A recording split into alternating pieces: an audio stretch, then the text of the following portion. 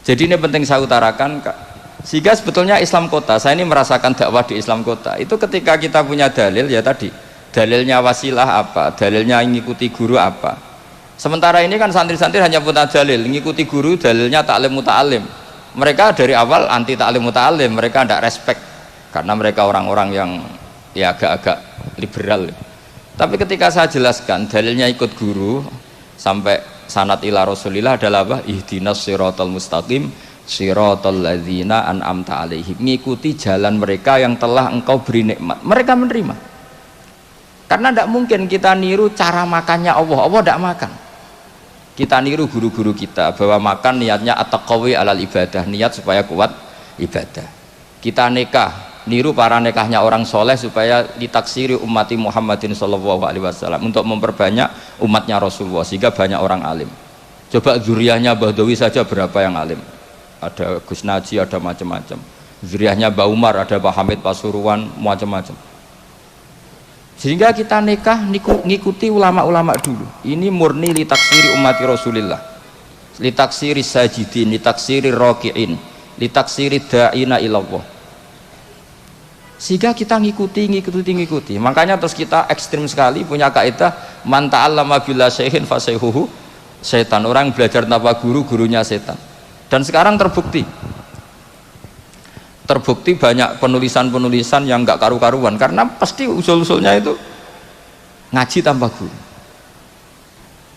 Makanya dulu Mbah Hamid Bedowi itu masyhur, semoga ini nggak ditiru Gus Akhfas, ini kebaikan tapi nggak perlu ditiru karena zaman era itu memang masih lazim kalau ada orang kuliah kok tentang keislaman itu kata Pak Hamid, ji anak sekolah ning ndi teng ITB bah, ya sadok ning ITB paling otak-atik sekrup tapi nak ning kono otak-atik agama. Jadi beliau itu lucu. Jadi kalau orang nasional itu malah beliau seneng kalau kuliah di listrik, di mesin, karena yang diotak-atik hanya skrup gitu. Tapi kalau orang-orang kebanyakan kok kuliah di yang berbau agama itu nggak boleh karena takut yang diotak-atik itu agama. Itu menurut saya satu kearifan, tapi Gus Hafaz jangan niru itu, nanti orang banyak salah paham karena eranya berbeda. Tapi itu menurut saya itu satu kearifan, betapa arifnya guru-guru kita, mbah-mbah kita. Agama ini satu kebaikan, tapi tetap saja yang ngelola harus orang-orang yang kredibel. Kalau ndak ya ndak karu-karuan. Saya ini termasuk tim tafsir. Itu paling kesulitan itu nafsirkan ayat-ayat yang menjadi jargon mereka, karena secara zahir maknanya itu menguntungkan mereka. Saya ulang lagi, karena secara zahir itu maknanya menguntungkan mereka. Sehingga saya dulu ketika ditawarin jadi tim tafsir di UII, saya bilang saya mau asal fikihnya diserahkan saya. Berapa persen Pak? Ya 100%, kalau enggak saya tidak mau. Kenapa demikian? Sekarang tuh ada kelompok tekstualis, sehingga yang enggak ada di Quran ya halal. Misalnya Quran enggak mengharamkan tikus, mas, ya tikus berarti halal. Jadi yang enggak ada di Quran ya halal, kan kacau. Saya sering bilang ke mereka, nggak ada apa tidak tahu. Kalau nggak ada ya beda kalau sama dengan tidak tahu. Mereka itu kalau ngitung jumlah yang halal itu hanya pakai ayat kulla ajidu fima ukhiya ilayya muharraman ala ta'imi yatamu sak terus itu. Tentu pengecualiannya hanya 3, hanya lahmal khinzir dan seterusnya, itu 3 itu tok. Tapi mereka tidak hafal bahwa di antara aturan umum Quran itu adalah wa yuharrimu alaihimul khobais. Dan di antara ciri utama Rasulullah Muhammad adalah mengharamkan semua yang menjijikkan. Jadi tikus itu kira-kira kamu jijik enggak? Kotoran manusia jijik enggak? Kencing manusia itu jijik enggak? Ini sesuatu yang pasti haram karena termasuk apa? Al-khobais. Terus begini contoh dalam fikih lagi. Ini contoh terakhir, aman tenang saja. Habis ini karena saya dipesan sambil nunggu Habib Anis ini. Orang menikahi mbaknya sekaligus nikahi adiknya kan tidak boleh. Al-jam'u bainal ukhtain. Jadi istri kamu pertama mbaknya sekaligus nikahi adiknya fi nikahin wahid, dalam nikah satu itu tidak boleh. Dan itu Quran hanya membicarakan itu, wa antajma'u bainal ukhtaini. Di antara yang dilarang adalah menikahi mbak sama adiknya bersamaan. Andaikan itu diterjemah bebas, maka terus nanti ada ayat di berikutnya wa ukhillalakum ma wara'a dzalikum, selain itu halal semua. Kan nggak kebayang misalnya orang menikahi perempuan dan budenya. Orang menikahi perempuan dan mbahnya. Dengan alasan itu di Quran tidak ada. Maka saya berkali-kali bilang, saya mau ikut tim tafsir asal fikihnya saya. Akhirnya ya saya terjemah wa antas ma'u bainal ukhtain, dan tidak boleh mengumpulkan mbak dan adiknya. Saya tambahi sendiri dalam kurung juga perempuan dan budenya, juga perempuan dan bulenya, juga perempuan dan mbahnya, atau semua perempuan yang punya hubungan mahram. Harus ditambahi seperti itu. Karena dalam ilmu balaghah wa antas ma'u bainal ukhtain adalah zikrul ba'di wa iradatil kul, menyebut sebagian. Jadi contoh haram adalah mengawini mbak dan adiknya. Itu hanya contoh saja, sebetulnya termasuk mengawini perempuan dan budenya, mengawini perempuan dan buliknya, perempuan dan mbahnya. Nah, cuma pikirannya Quran kan begini, yang potensi orang syahwat itu kan mbak sama adiknya, sama-sama cantik masih muda. Kan nggak kebayang misalnya Sri itu umur 17 tahun, kamu kawini bersama mbahnya yang umur 70 tahun. Maka Quran tidak perlu melarang. Ini kalau asal orang waras kan nggak kebayang nikahin cucu dan mbahnya, sehingga Quran tidak perlu melarang itu, karena pasti orang waras itu tidak akan melakukan. Jadi yang diperingatkan tuh jangan nikahi mbak dan adiknya, karena potensi sama-sama masih cantik. Tapi kalimat ini pun, ini penghormatan saya kepada Mbah Bedawi, pada keluarga ahlul ilmi, kalimat ini pun maknanya hanya seperti itu. Maka Rasulullah ketika ayat itu turun langsung ngendikan, ditambahi wala bainal mar'ati wa ammatiha wala bainal mar'ati wa kholatiha. Begitu juga nggak boleh nikahi perempuan dan buliknya, perempuan dan budinya. Terus oleh ulama fikih ditambahi lebih umum, dua perempuan yang andekan yang satu lelaki itu tidak boleh nikah, maka dua perempuan ini tidak boleh dikumpulkan tahta rajulin wahid, di bawah satu lelaki. Berarti memasukkan perempuan dan mbahnya, perempuan dan saudara rodoknya, perempuan dan saudara musoharohnya. Nah sekarang bayangkan misalnya orang hanya baca Quran, yang haram itu hanya nikahi perempuan dan adiknya, atau perempuan dan mbaknya, wa antas ma'u bainal ukhtain. Tapi kalau perempuan cantik, budenya cantik, nggak apa-apa lah bersamaan, kan tidak ada di Quran. Itu bisa celaka kalau seperti itu. Dan makanya saya berharap Pondok Al-Wahdah mengkader gimana supaya semua mufassir itu faqih. Jangan karena dia belajar lughat, misalnya sekolah kuliah adab, kemudian dia menekuni tafsir hanya berdasar dia punya otoritatif di dalam ilmu adab atau ilmu balaghah, ilmu sastra Arab. Itu bahaya betul.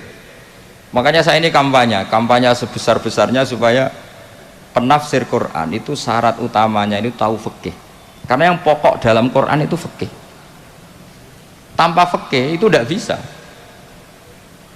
Saya punya sekian contoh. Dulu Imam Syafi'i mengatakan begini, orang yang tayamum karena nggak ada air, syaratnya itu tolabul ma', mencari-cari air. Setelah mencari-cari baru boleh tayamum kalau ternyata nggak ada air. Ketika ditanya, mat dalil ala dalik, lalu dalilnya apa? Imam Syafi'i jawab, falam tajidu ma'an. Kemudian mereka tidak menemukan air. Terus kata beliau, la yuqalu liman lam yatlub lam yajid. Dalam bahasa tidak mungkin orang yang tidak pernah mencari kemudian dikatakan tidak menemukan. Di mana-mana tidak menemukan itu setelah mencari.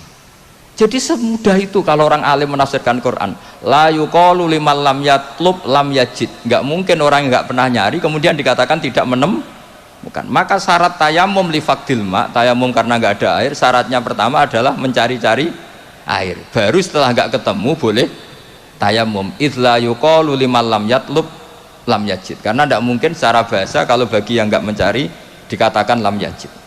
Masuk ahlan wasalan Habib Anis. Jadi ini sesuai perjanjian karena sambil nunggu Habib Anis. Jadi ini saya tambahin paling 5 menit lagi. Monggo ahlan wasalan. Jadi saya mohon sekali sama muhibbin-muhibbinya Mbah Dawi, Mbah Hamid, Gus Akhfas, Gus Zaki, tolonglah maklumatkan bahwa kalian semua adalah hamalatul wahyi, warasatun nubuwah. Sehingga ini penting sekali karena tanpa itu tidak diketahui. Diketahui itu penting sekali. Gak apa-apa, sampai tulis saja alumni-alumni Al-Wahdah, konsultan Fathul Qorib, tulis saja. Misalnya kalau di Plang Malu, ya tulis di WA atau di status ahli Fathul Qorib. Nanti yang seneng ya ngaji, yang hasud bully, gak apa-apa. Yang penting menjadi maklum bahwa kitab ini masih hidup, pecintanya masih banyak. Saya punya pondok di Sragen itu pernah ditanya, Gus kenapa namanya pondok Fathul Qorib? Sekarang bilang ahli sunnah wal jamaah itu kadang beda dengan kita cara ahli sunnah wal jamaah. Mau bilang Islam Nusantara, nanti kalau ditanya sataf tariku umati begini-begini, tidak ada yang termasuk Islam Nusantara, malah bingung lagi saya. Tapi kalau Fathul Qorib itu mesti orangnya ahli sunnah wal jamaah karena khas. Saya di Sragen punya pondok dua, yang satu tak namai Fathul Qorib, yang satu tak namai Aqidatul Awam, karena itu khasnya pesantren. Karena kalau dinamain pondok Imam Bukhari, sekarang banyak orang nggak berani baca Imam Bukhari karena orang Wahabi kalau dalil ya pakai hadis sahih Bukhari lah. Pengapesannya orang NU itu hadis sahih. Jadi ya kasihan Imam Bukhari, sebenarnya Imam Bukhari itu tidak milik mereka. Tapi gara-gara kita tidak baca Bukhari, mereka yang baca, seakan-akan mereka yang tahu hadis sahih, kita yang tidak tahu. Ini penting saya utarakan, sehingga saya masih punya rencana nanti baca Bukhari, karena ya supaya mereka tahu kalau Bukhari itu milik kita, tidak milik mereka, atau milik semua orang Islam. Akhirnya apa yang terjadi sekarang? Kita umatnya Rasulullah diadili oleh dawahnya Rasulullah sendiri. Saya sering ketemu mereka yang takfiri, bilang ini kafir Pak, hadisnya ini, hadisnya ini. Saya bilang gini, laukana Rasulullahi hayyan lama rodiya ayyufarraqahu huwa wa ummati. Andaikan Nabi itu hidup, pasti tidak ridho beliau kamu pisahkan dengan umatnya. Kamu mengkafir-kafirkan orang lain berdasar hadisnya Kanjeng Nabi. Itu artinya kan apa? Nabi kamu pisahkan dengan umatnya berdalil dawuhnya Nabi sendiri. Kebayang nggak kamu memisahkan Badawi dari santrinya berdasar dawuh Badawi sendiri? Semua nabi, semua kiai, semua wali itu asadun nasi syafaqatan li ummatihim. Orang yang sangat sayang kepada umatnya. Tapi sekarang ada tren orang dianggap kafir, artinya dianggap kafir itu dipisahkan dari nabi justru oleh dawuh Nabi sendiri. Kebayang nggak Nabi kerso dipisahkan dari umatnya, padahal Nabi fi akhiri hayati ngendikan ummati. Bahkan yang maksiat saja kata Nabi masih ngendikan syafaati li ahlil kabair min ummati. Nanti jatah syafaat saya tak kasihkan umat-umatku yang amalnya tidak karu-karuan, kira-kira gitu terjemahnya. Jadi betapa cintanya Nabi kepada umatnya, sampai yang ahlul ma'asi saja kata Nabi nanti mau saya syafaati, karena Nabi gak mau terpisah dari umatnya. Sekarang banyak hadis sahih yang justru dipakai sebagai alat pemisah bainahu wa baina ummati, antara Nabi dan umat. Maka santri Al-Wahdah ini harus kuat, semua kita harus kuat. Semua kita harus kuat. Caranya gimana? Ya ngaji tadi, ngaji pakai guru. Sekarang alhamdulillah kan banyak gus-gus besar yang misalnya jenengan gak menangi Said Muhammad, ada Gus Naji, ada Gus Ro'ub, ada Gus Kamil, ada Ali Akhwas, gak menangi Habib Zain. Gus Zaki dulu lama ngaji Habib Zain, gak menangi Said Romdon Al-Buti, banyak santrinya di Indonesia itu luar biasa. Gak ada ulama top internasional yang sanatnya gak ada di Indonesia. Misalnya gak sempat ngaji Habib Umar, banyak orang yang ngaji Habib Umar. Keluarga besar Solo, keluarga besar pondok-pondok banyak ngaji Habib Umar. Jadi Indonesia itu gampang sekali ngakses sanad-sanad kelas dunia. Apalagi Musnidul Alam itu juga orang Indonesia, Syekh Muhammad bin Isa Al-Fadani. Jadi kalau orang Indonesia tidak pinter tuh kebangetan lah, kira-kira seperti itu. Karena gampang sekali ngakses sanad-sanad itu. Tapi sanad ini pula yang mulai hilang dari pondok-pondok pesantren, jarang yang mau menekuni. Makanya saya ingin sekali bahwa sanad-sanad ini terus kita jaga, karena setelah sanad ini terjaga itu gampang sekali melogika kebenaran. Kayak saya berkali-kali bilang, masa orang kafir 70 tahun menjadi iman gara-gara la ilaha illallah, tapi kemudian kalimat yang sama menjadi kalimat kekafiran kalau kamu bacanya di kuburan. Jadi kalau orang NU tahlil itu kafir jaluk kuburan. Itu kata Said Muhammad dulu kalau guyon masyhur itu. Mbok takoki sik, ndek ini jaluk kuburan apa malah ndongakno kuburan? Padahal doanya kan malah Allahumma ighfir lahu wa'afi wa'fu anhu. Justru kuburan ini yang didoain, tapi mereka lihat dari jauh karena begini dikira kita minta kuburan, padahal hakikatnya kita mendoakan yang ada di kuburan. Ini secara teori penelitian sudah gagal. Wong neliti saja tidak mau, observasi saja nggak mau. Coba kalau mereka neliti, ternyata mendoakan yang ada di kuburan, bukan minta kuburan. Semua orang NU misalnya kalau ziarah doanya gimana? Allahumma maghfir li sayhina, Allahumma maghfir li ummina, Allahumma maghfir li abina. Itu minta kuburan apa mendoakan mayit yang ada di kuburan? Mendoakan. Tapi mereka menuduh kafir, katanya kita minta sama kuburan karena melihatnya dari jauh, karena begini dilihat dari jauh, oh minta kuburan kan gitu. Ini secara penelitian kan sudah kacau. Dan makanya saya minta sekali tradisikan tahqiq dan sanad-sanad yang mudah kita dapat, semoga diakses, dimuasalah secara baik, disambung secara baik.